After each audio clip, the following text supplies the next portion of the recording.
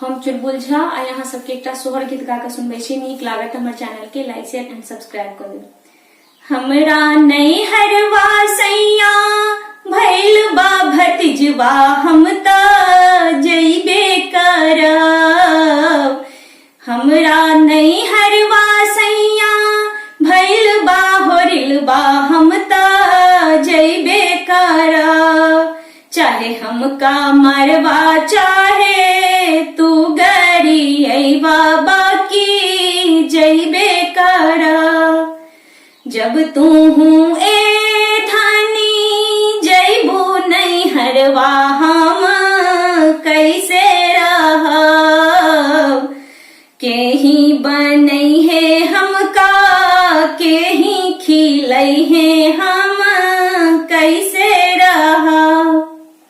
एक दिन बनैहा राजा दुई दिन खैहा तोले अइबे करब।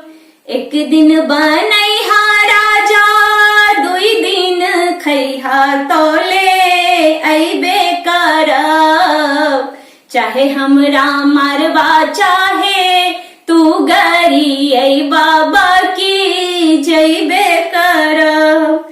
हमरा नहीं हरवा सैया भैल बा होरिल बा हम त जइबे करब। जब तू हूँ ए धानी जइबू नहीं हरवा हम कैसे रहब। केही चलई है पानी केही नहई है हम कैसे रहब। एक दिन चलैहा राजा दुई दिन नहैहा तोले अइबे करब। एक दिन चलैहा राजा दुई दिन नहैहा तोले अइबे करब। चाहे हमरा मरवा चाहे तू गरी अइबा बाकी जइबे करब। जब तू हूँ ए धानी जइबा नहीं हरवा हम कैसे रहब।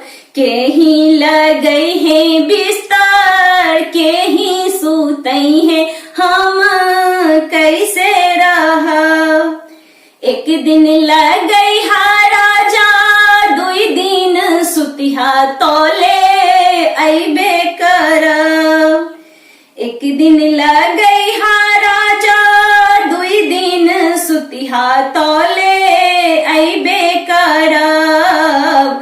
खटिया के पाट धके रोइहा की तोले हम अइबे करब।